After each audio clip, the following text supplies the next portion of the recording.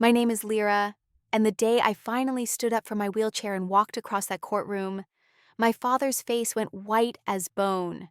23 years he'd kept me dependent, controlled, medicated into submission, and in that single moment, watching his empire of lies crumble before a judge, 12 jurors, and every news camera in the city, I took back every stolen year, every crushed dream, every silent scream.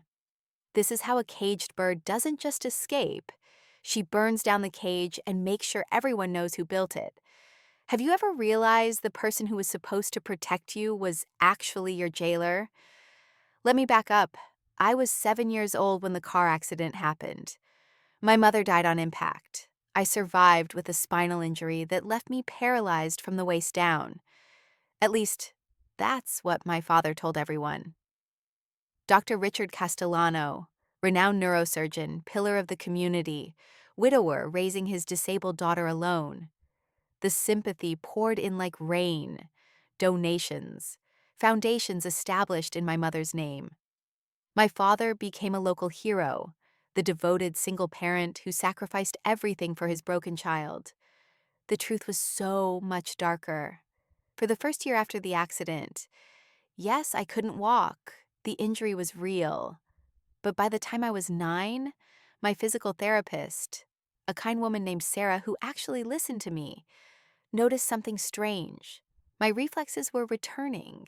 My muscle tone was improving beyond what anyone expected. She wanted to run more tests, push for aggressive rehabilitation. She believed I might walk again. My father fired her the next day. I remember sitting in my wheelchair in his study while he made the call, his voice cold and professional. After he hung up, he knelt beside me, gripping my small shoulders hard enough to bruise. You will never mention what Sarah said to anyone. Do you understand me, Lira? You're paralyzed. That's what people know. That's what keeps us safe. That's what keeps the money coming in for your care. I was 9 years old. I didn't understand. I just nodded, terrified by the stranger wearing my father's face. The medication started shortly after. Little pills every morning and night. He told me they were for pain, for muscle spasms, for my condition. What they actually did was keep me weak, foggy, compliant, muscle relaxants, sedatives, carefully calibrated doses that wouldn't kill me but would ensure I remained exactly as helpless as he needed me to be. The foundation he'd established in my mother's name brought in millions. Galas, charity auctions, emotional speeches about his darling daughter who would never dance, never run, never live a normal life. Donors wrote checks with tears in their eyes. My face was on brochures, on websites, frozen in time as the tragic little girl who needed saving. And my father spent that money on himself: vacation homes, sports cars, a lifestyle that had nothing to do with my care and everything to do with his greed. I grew up in that wheelchair, watching life pass by through windows. Homeschooled by tutors my father carefully vetted. No one who might ask too many questions. Physical therapy that was deliberately minimal, designed to maintain the appearance of trying without actually helping. Friends were discouraged. Independence was impossible. My world shrank to the walls of our house and my father's carefully constructed narrative. But I wasn't stupid. I was trapped, medicated, controlled, but I was paying attention. By the time I was 16, I'd figured out what the pills were doing to me. I'd started palming them, hiding them, flushing them when I could. The fog in my head began to clear. My body, no longer chemically suppressed, started remembering what it once knew. Late at night, when my father was asleep, I would lock my bedroom door and practice, standing, taking a single shaking step, then another. The pain was excruciating. Years of atrophy don't reverse overnight, but I was stubborn. I was angry, and I was done being his victim. I also started reading. Everything I could access on the computer he'd given me for schoolwork. Medical journals about spinal injuries, articles about financial fraud, legal precedents for medical abuse and misappropriation of charitable funds. I downloaded encrypted apps. I created anonymous email accounts. I learned about whistleblower protections and evidence documentation. I was 17 when I hired my first lawyer, remotely, using money I'd somehow managed to access from an old account my mother had left me, one my father didn't know still existed. The attorney, Margaret Chen, specialized in elder abuse and medical exploitation cases. When I first contacted her through an encrypted email explaining my situation, she was skeptical. Rightfully so. My story sounded insane. But I had started gathering evidence. Photos of the medication bottles with dates, secret recordings of my father's phone conversations about fund expenditures, bank statements I'd accessed through his computer when he left it unlocked, financial records showing donations meant for my medical care being diverted to his personal accounts. I documented everything. Margaret agreed to investigate quietly. No confrontation yet. No warning that might make my father destroy evidence or, worse, escalate his control over me. Just careful, methodical fact gathering. She hired a private investigator. We built a case file that grew thicker every month. I turned 18, legally an adult, but still completely dependent on my father in every practical way. He threw me a birthday party, a spectacle for his donors and friends, with me as the centerpiece, the brave young woman who faced each day with a smile despite her tragic limitations. I sat in my wheelchair, wearing the dress he'd chosen, and smiled for the cameras. Inside, I was counting down 19, 20, 21 years of secret physical therapy sessions I somehow arranged through Margaret's network, paid for with my mother's hidden funds. A physical therapist who came to the house disguised as a tutor, who worked with me in my locked bedroom, rebuilding strength muscle by painful muscle. A doctor who examined me independently and confirmed what I'd known since I was 9. There was no medical reason I couldn't walk. The original injury had healed. What remained was artificial, chemically induced weakness and years of deliberate neglect. Margaret was building a criminal case with the help of a federal prosecutor she trusted. Medical fraud, wire fraud, theft from a charitable organization, elder abuse laws applied to disabled dependents. The charges were serious, prison-level serious, but we needed perfect timing. We needed irrefutable proof, and we needed to do it publicly enough that my father couldn't make it disappear with his money and connections. The break came when I was 22. My father announced plans for the foundation's 20th anniversary gala, a massive event, televised locally, with major donors and politicians attending.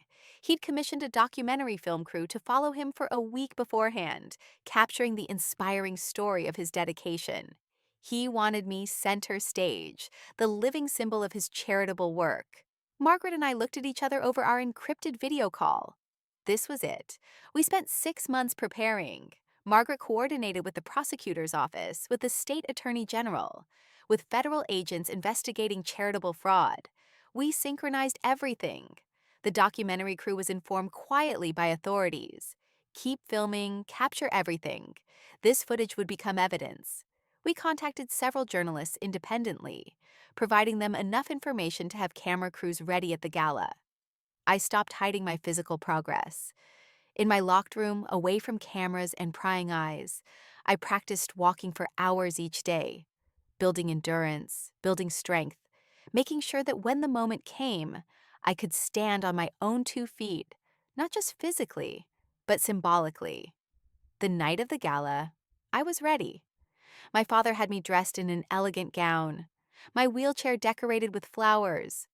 The ballroom was packed with the city's elite, all congratulating my father on his decades of selfless dedication. The documentary cameras rolled. My father gave a tearful speech about my mother's memory, about his unwavering commitment to his disabled daughter, about the foundation's impact on families facing similar challenges. I sat there, waiting, patient. 23 years of patience condensed into these final moments. Halfway through his speech, as he spoke about sacrifice and love, the doors to the ballroom opened.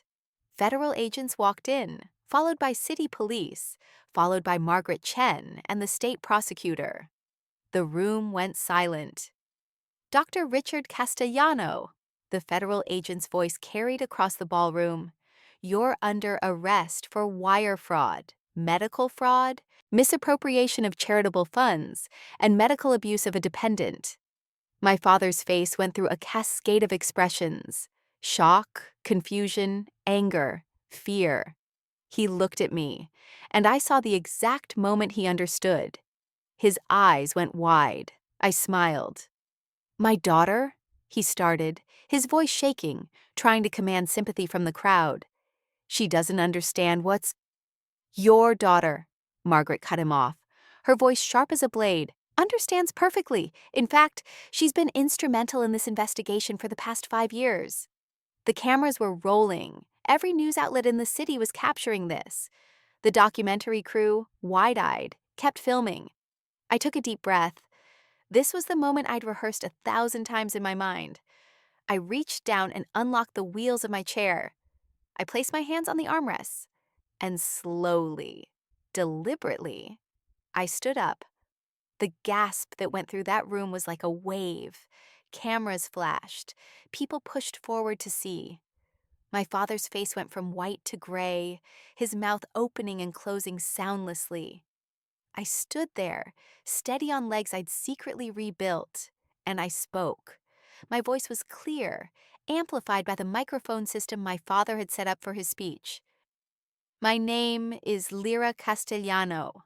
I have not been paralyzed since I was approximately 9 years old.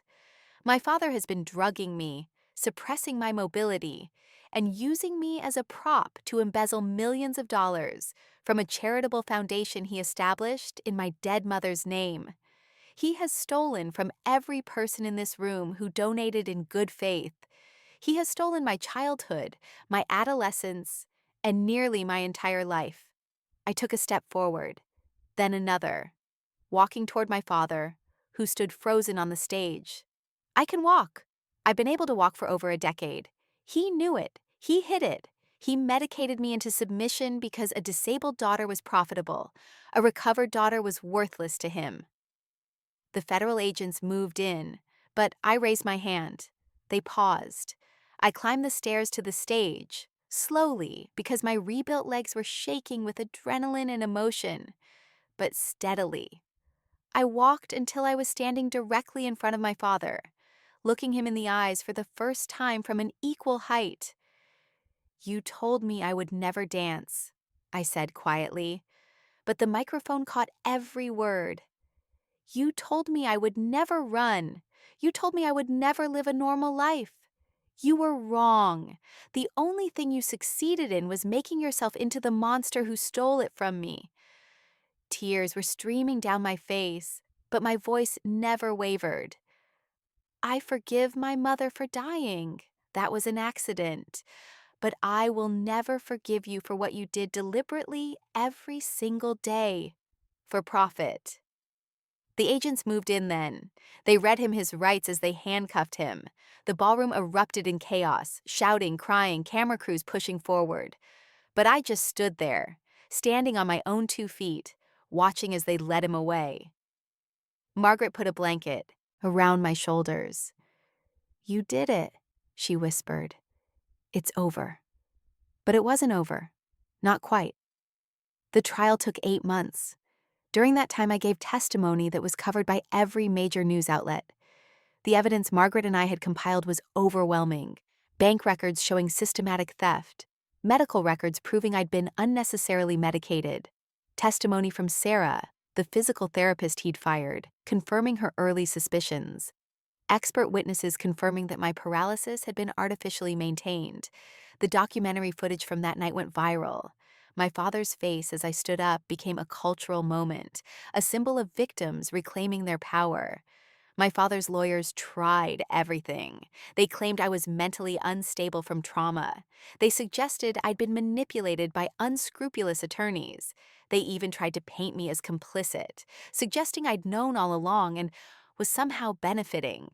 The jury didn't buy any of it. He was convicted on all counts: wire fraud, medical fraud, theft of charitable assets, abuse of a disabled dependent. The judge, A woman in her 60s who looked at my father with undisguised contempt sentenced him to 25 years in federal prison without possibility of parole for 15 years. "Dr. Castellano," she said at sentencing, her voice cold, "you took an oath to do no harm. You violated that oath with your own daughter in the most calculating, cruel way imaginable. You exploited tragedy for profit. You stole from people's generosity. And worst of all, you robbed your child of her youth, her mobility, and her freedom. This court can think of few crimes more deserving of the maximum sentence." I sat in the courtroom gallery, standing beside Margaret. I didn't cry. I didn't smile. I just watched as they led him away in handcuffs, his expensive suit looking suddenly cheap and ill-fitting, his carefully maintained appearance crumbling into the reality of what he'd always been: a predator, a thief, a man who had loved money more than his own child. The foundation was dissolved, its remaining assets distributed to legitimate organizations supporting spinal injury research and rehabilitation. Donors who'd been defrauded were repaid from seized assets. My father's vacation homes, his cars, his investments, all liquidated. What was left came to me, the actual victim. It was substantial, more money than I knew what to do with. I used most of it to establish something new, not a foundation in my mother's name. She deserved to rest in peace. A scholarship program for disabled young people who wanted to study medicine, law, or advocacy. I called it the Second Chance Initiative, because everyone deserves a second chance at the life they were supposed to have. The rest I kept for myself. I bought a small house by the ocean, far from the city where I'd been trapped. I enrolled in college, something I'd never imagined possible during those years in the wheelchair. I studied psychology and victim advocacy, turning my experience into expertise that could help others. I learned to swim, to run, to dance in my living room at 3 in the morning just because I could. I traveled. I made friends who knew me as Lira, just Lira, not as the disabled daughter or the victim or the girl from the news. I learned who I was when I wasn't defined by what had been done to me. Sarah, the physical therapist who'd believed in me when I was 9, came to my college graduation. She was in her 70s by then, retired, but she made the trip.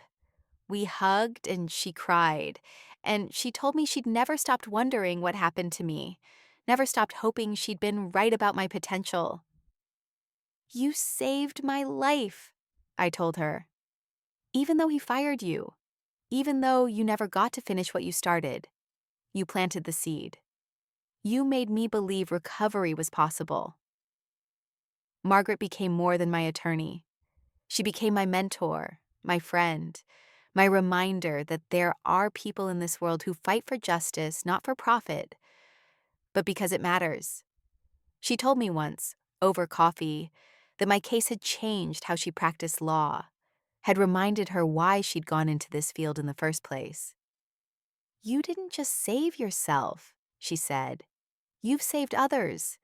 Every attorney who handles a similar case now has your precedent. Every victim who's being medically exploited has your example. You change the law, Lira. You change the world, just a little bit." I think about my father sometimes. Not often, but sometimes. He's in a federal prison in the Midwest, far from the city where he played the hero. He's eligible for parole in 2031. He'll be 74 years old. I've been told he maintains his innocence, that he tells anyone who'll listen that I'm the villain in this story, that I somehow manipulated everyone. I don't care. The truth is documented. The evidence is preserved. History has already made its judgment. I saw my mother in a dream once, about a year after the trial ended. We were in the garden behind the house I grew up in, the house that was sold to pay restitution. She looked the way I remembered from old photos, young, smiling, alive. "I'm so proud of you," she said. "So impossibly proud."